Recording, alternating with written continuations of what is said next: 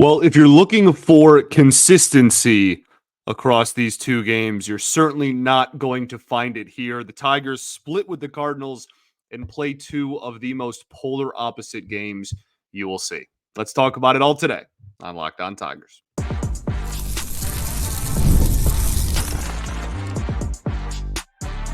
You are Locked On Tigers, your daily Detroit Tigers podcast. Part of the Locked On Podcast Network, your team every day.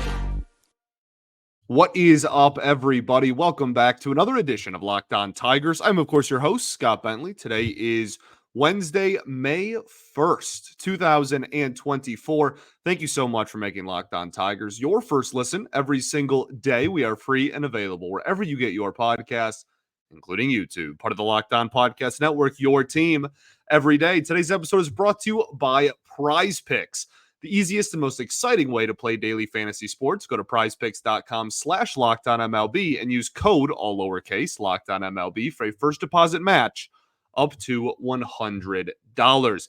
The Detroit Tigers split a doubleheader with the St. Louis Cardinals on Tuesday afternoon. That means April baseball is officially behind us. We'll talk about that a little bit more at the end of the show. The Tigers lose 1-2 in game one and then win 11-6 in game two.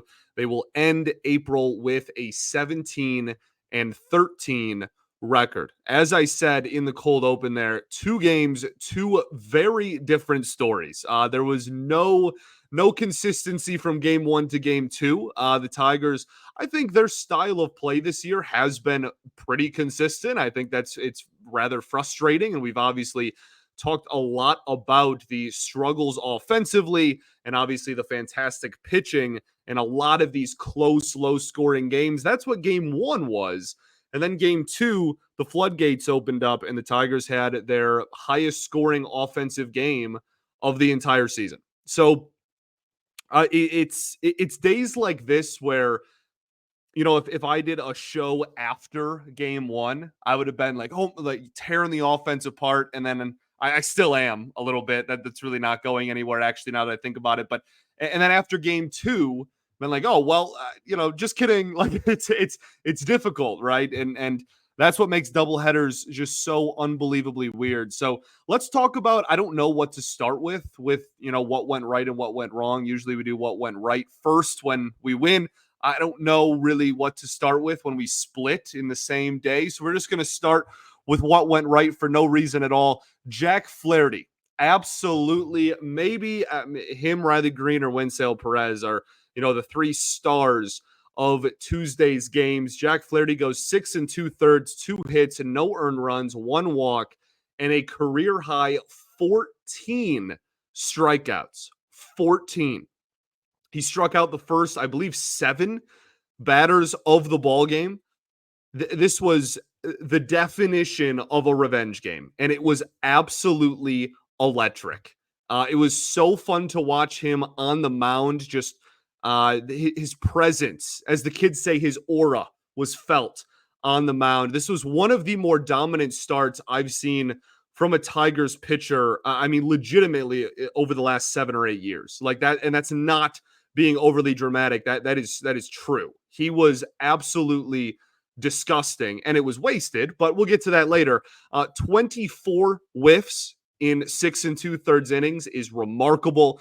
A called strikes plus whiffs percentage of 46%. That means almost half of the pitches he threw the entire outing were either called strikes or swinging missed strikes. That is remarkable. His stuff was unreal, and that is above anything else, right? Like his fastball, the first 6 innings was, until the 7th inning, was not only averaging 95 and topping out at dang near 98, but he was also dotting it, right? A fantastic command those first 3 or 4 innings with his fastball. The slider was really, really sharp in this one to righties. I thought it was uber effective. And the unsung hero of this outing, right? Everyone's going to focus on the fastball, obviously, because there's such a direct correlation with Flaherty and his success tied to his fastball. But his curveball was legitimately almost unhittable in this outing. This is one of the most effective and just fantastic curveballs, you will see. Like genuinely, that's how that was. That was remarkable. How good his knuckle curve, I believe, is what it's classified as, was in this outing. Was a strike more times than it wasn't throughout the course of the 6 2/3 innings. And yeah, like I said, the Tigers thanked him with his, performance of a lifetime, one of the best starts of his literally entire career, by giving him next to no runs of run support. Very, very frustrating. Like I said, we will have plenty of complaints about that later on in the show, but we're talking about what went right here to start off. So Jack Flaherty, obviously an absolutely fantastic outing. Sequencing, like I said, command, everything about it, absolutely beautiful. Riley Greene, another player that certainly is on this side of things. A home run in game one, 3 for 5 with another home run in game two, the only run scored in game one. That average that started off the season low and everybody was, kind of complaining, and not, I shouldn't say everybody. There was a portion of the fan base that was kind of complaining about he's hitting homers and walking, but his batting average isn't too high. It's now up over 250, which is, again, it's very high if you just look at the last couple of weeks. And his OPS on the season is now 912. He's walking a lot. He's hitting the ball really hard. He's putting the ball in play often. He's absolutely incredible. He is on fire right now. And this is what we saw in May of last season before his injury as well. So, knock on wood, that doesn't happen again. But just absolutely fantastic start to the season here from Riley Greene. Hit a pretty good day defensively as well in game one, playing left field, and had a nice diving catch out there too. So yeah, he has been phenomenal. Wenceel Perez, my goodness. How about the kid? 3 for 4 with 2 home runs, including a home run from each side of the plate. Bally on the broadcast said that was the first time that had happened for a Tiger since 2018 Victor Martinez. Really fun stuff. He's now hitting over 300, OPS over 1,000. Obviously, really small sample size and whatnot, blah, blah, blah. Who cares? He has been unbelievable. And you cannot in any universe justify sending him down. If Gio Urshela comes back anytime, even remotely soon, we'll talk about that a little bit at the end of the show. You cannot possibly justify sending him down. Again, like if Urshela doesn't come back for 2 more weeks for some reason and he goes 0 for his next 20, then sure. But if it's anytime soon, you can't do it. His approach is so it's so good. And he's not going to hit 300 and have an OPS over 1,000. He's not going to be an MVP, but it's aggressive but intelligent, right? His approach, his decision making on what to swing at, I think is beautiful. He isn't swinging and missing very much. Not a very high whiff rate. He isn't afraid to attack pitches that are in the strike zone and over the heart of the plate, which is something we complain about with a lot of other hitters on this team. He's not chasing very often. He just looks, more than anything, right? And X's and O's all out the window, right? He just looks comfortable, right? He just looks, shoulders relaxed. Like he just looks super comfortable and confident in his abilities in the batter's box. And if he can just be a guy that puts the ball in play and takes advantage of mistake pitches, I mean, heck, that's more than, a third, some days half of this lineup can say. So I think you have to keep plugging him in there. And there's a reason he's been batting third. It's remarkable. It's quickly becoming one of the coolest stories, not only on the Detroit Tigers, but I think, if he keeps this up, it's going to be one of the cooler stories in baseball here pretty soon on a national stage. So good for him. 2 thumbs up. Just absolutely fantastic stuff from Wenceel Perez. And hopefully he can keep it going, because this offense is going to continue to need all the help that it can get. Got a few more players and things to talk about here on the side of things that went right. Then we'll talk about things that went wrong. We will do all of that right after this. Going to talk to y'all today about our friends over at DoorDash. Look, moms are a gift, so give her the best Mother's Day gift possible and get gifts as thoughtful as she is with DoorDash. Select from hundreds of expertly crafted bouquets to the best of technology and self-care essentials and so much more. You can deliver it right to her door. You can pair flowers with a gift card so she can celebrate any way she wants. If she's a bookworm, you can try a bookstore gift card. I know my mom is a huge bookworm. That's going to be right up my alley. Does she love a good latte? Well, you can get a gift card for her favorite coffee shop. You truly can't go wrong. So get all your Mother's Day gifts at all one place. Get 50% off of your next order, up to $15 when you spend $15 or more on your next flower, convenience, grocery, or retail worker now with code LOCKEDONMLB. That's LOCKEDONMLB. Order using DoorDash today. Terms apply. Also got to tell y'all about our friends over at Prize Picks. Look, it is a really, really fun time of year to be a sports fan. Not only do you have the NBA and NHL playoffs, but also, obviously, as we know, spring training is over and baseball season is officially underway. So don't miss your chance to add your favorite players from the diamond to your Prize Picks entries. You can get in on all the playoff action and get 100 times your money as well on Prize Picks. You and all the best players in the world can take your game to the next level and go head to head. It's so much fun just taking more or less on all of these players. And there's so many big plays again with the postseason underway. And then just strikeout numbers for pitchers is also super fun as well. So check out Prize Picks today. Download the app and use code LOCKEDONMLB for a first deposit match up to $100. That's LOCKEDONMLB. First deposit match up to $100. Pick more, pick less. It's that easy.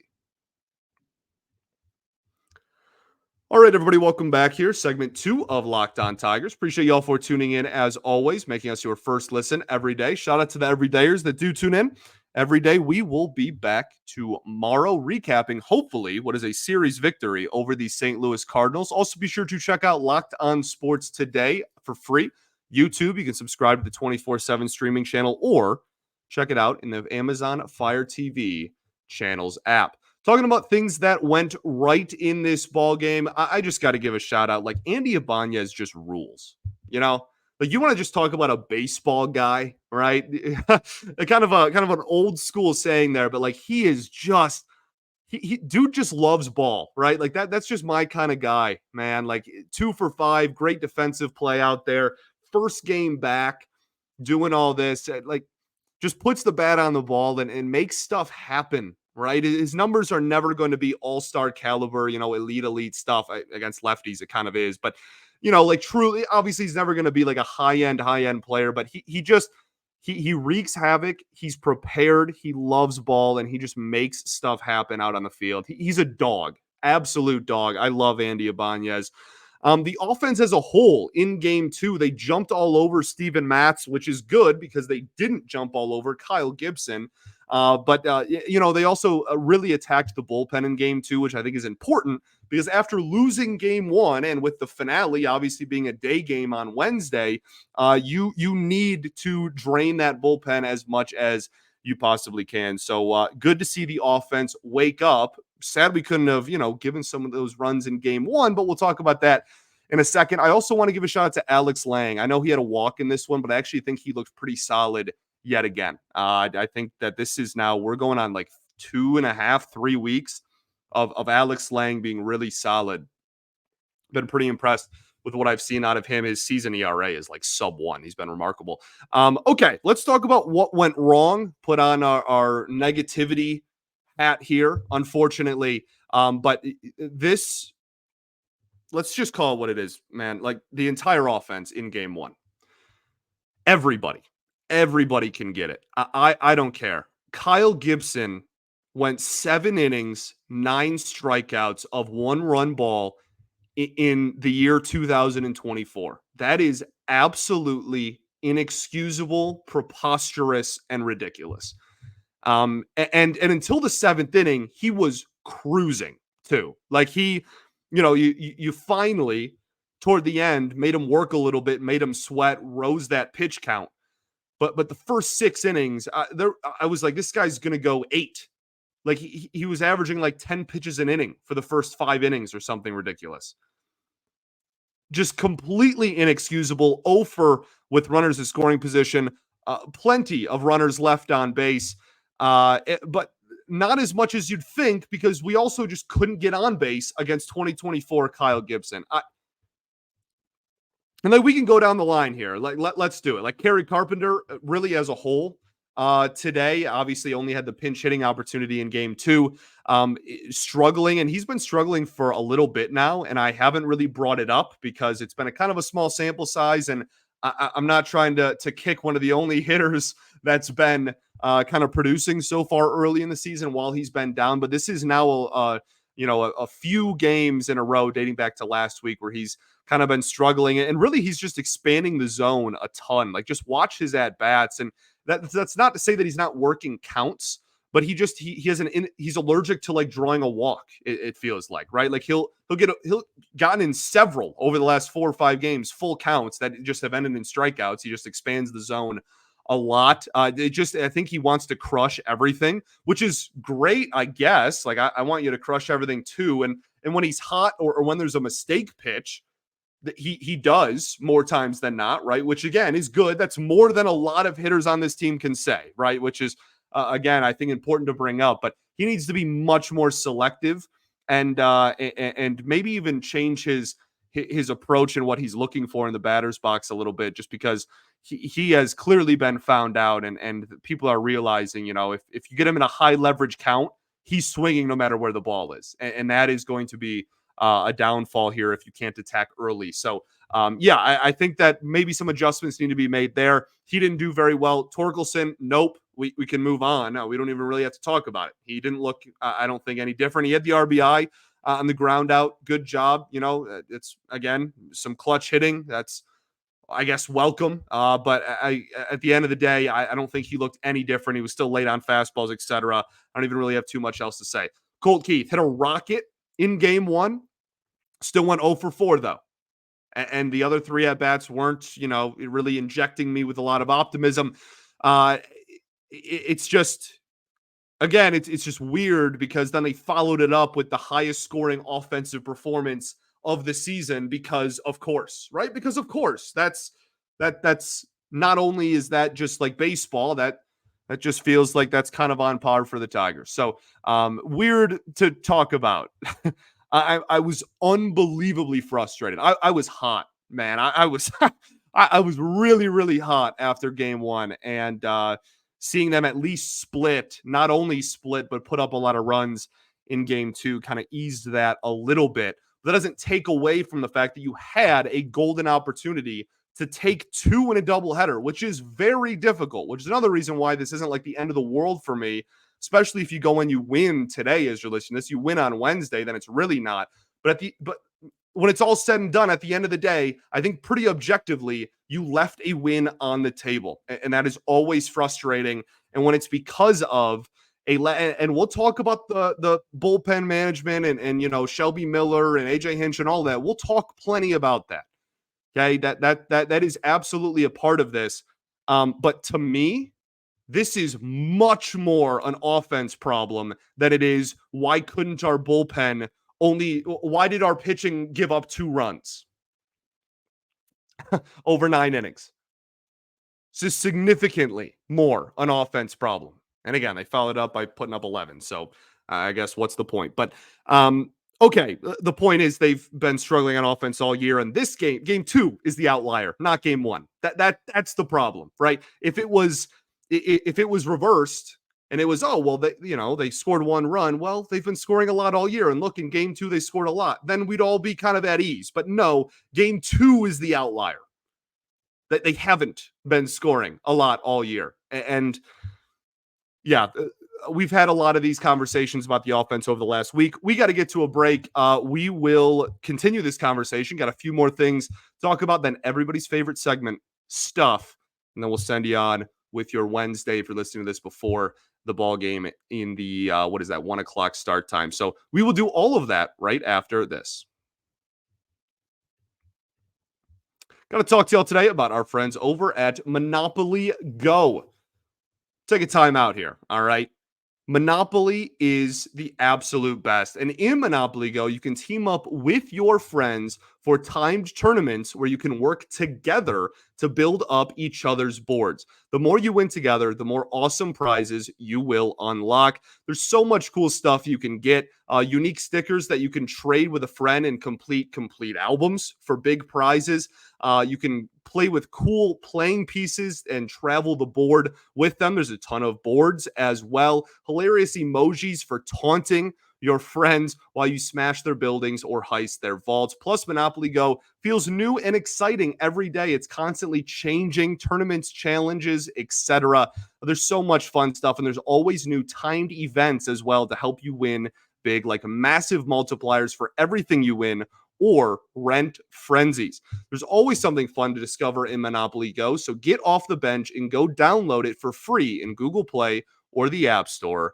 Game on. All right, everybody, welcome back here. Third and final segment of Locked On Tigers. Appreciate you all for tuning in as always. So that's pretty much all I have to say about the offense. Still very frustrating. We talked about the approach a lot yesterday, right? On yesterday's show, we kind of talked about the team approach that I think is clearly not working, and why it's kind of been frustrating.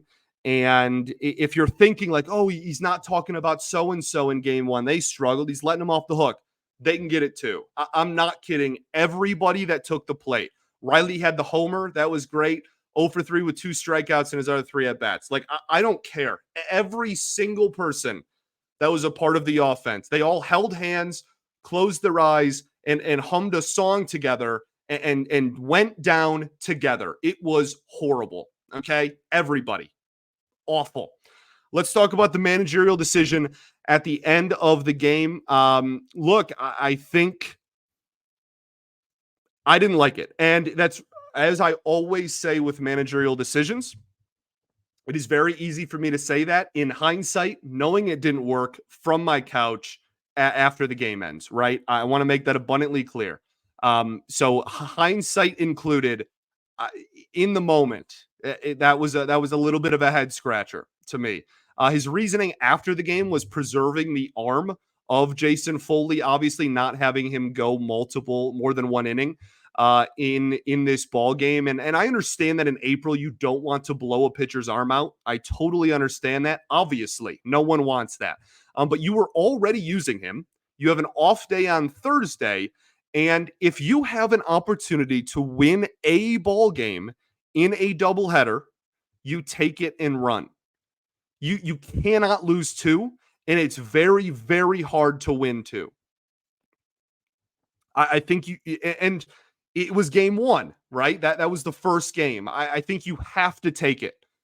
And look, like, you can give them Wednesday off, right? And I know that maybe, we're going to be at a 1-run game now on Wednesday because all of our games are 1-run games, it feels like. But I'm okay with that trade-off.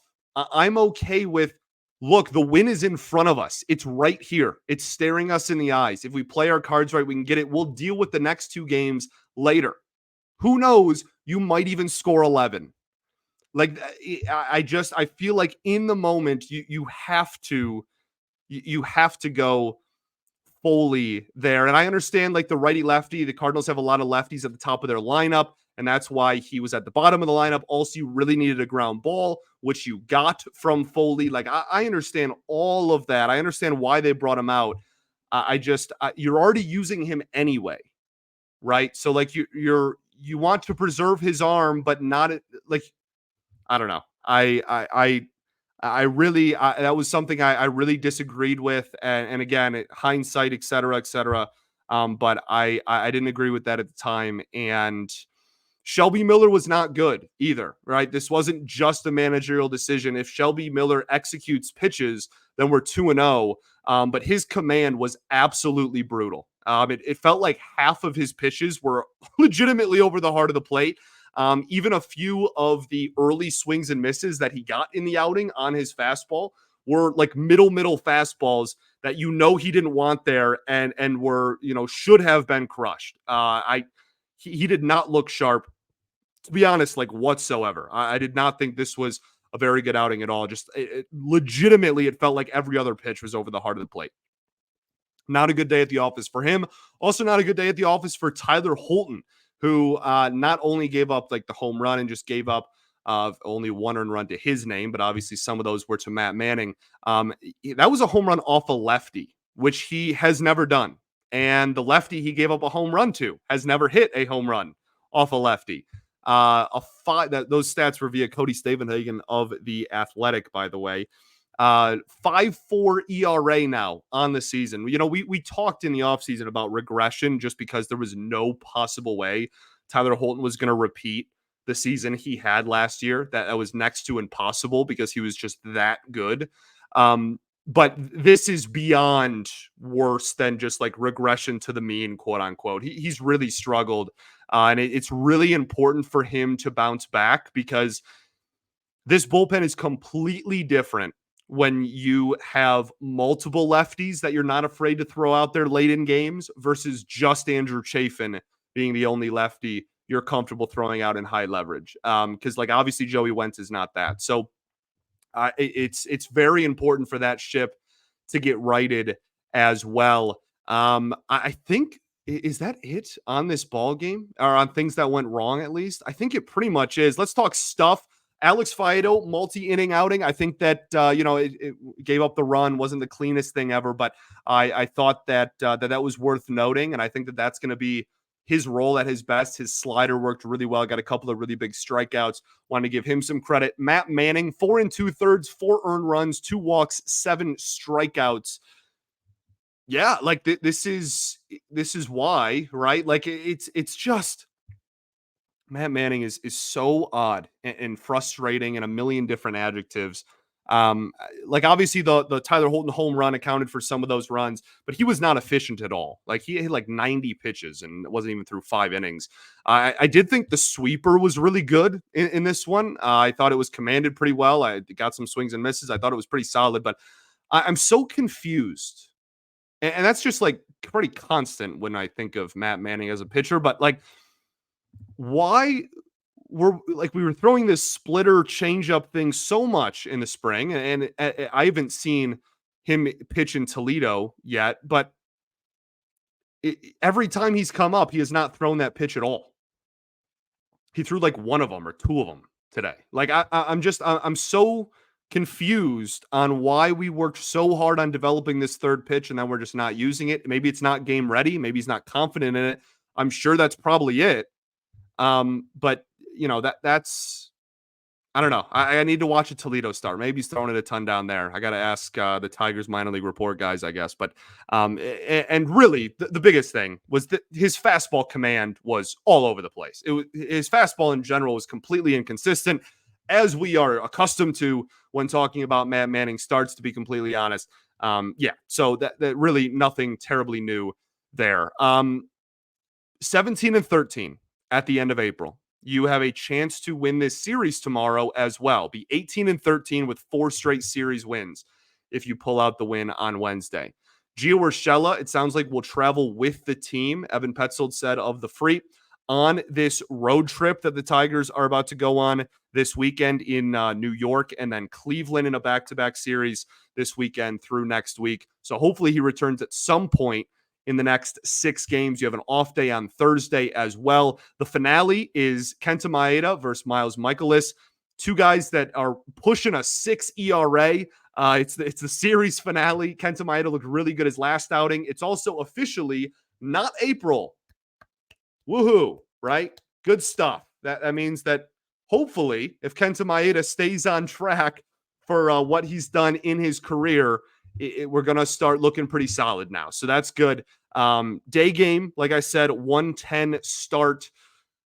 Go win a series. This was an unbelievably frustrating day of baseball, to be honest. Like I said, I'm kind of glad I wasn't on air right after game 1 because I was hot, man. I was fuming. That was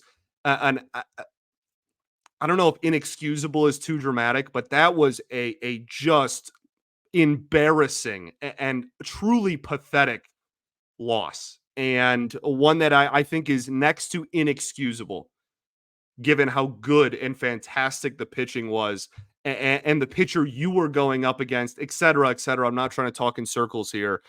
So I'm glad. But at the end of the day, we went into Wednesday going, I went into Wednesday, I should say. I don't want to speak for all of you fine people. I went into Wednesday saying, I hope they split and give themselves a chance to win the series on Wednesday. And ultimately, that's what they did. So hopefully we can get another good outing from Kenta Maeda. Yeah. And the Tigers are 17-13 at the end of April. First time they've been over 500 at the end of April in 8 years. Just need some of these bats to get going. Just need some of these bats to get going. You got a pitcher with a 6 ERA almost on the mound today. All right. Let's take advantage. Thanks for making Locked On Tigers your first listen every single day. Shout out to the everydayers that do tune in every day. We will be back tomorrow recapping the series finale against the Cardinals. Then off day on Thursday. We'll do some, more like April recap. Then looking ahead, honestly, we need to look ahead and talk about May as well. So we'll do that on Thursday a little bit too. All right. Cool. I'll talk to you then. Peace and love. Going to therapy's dope. I'll catch you all then, baby. Go Tigers.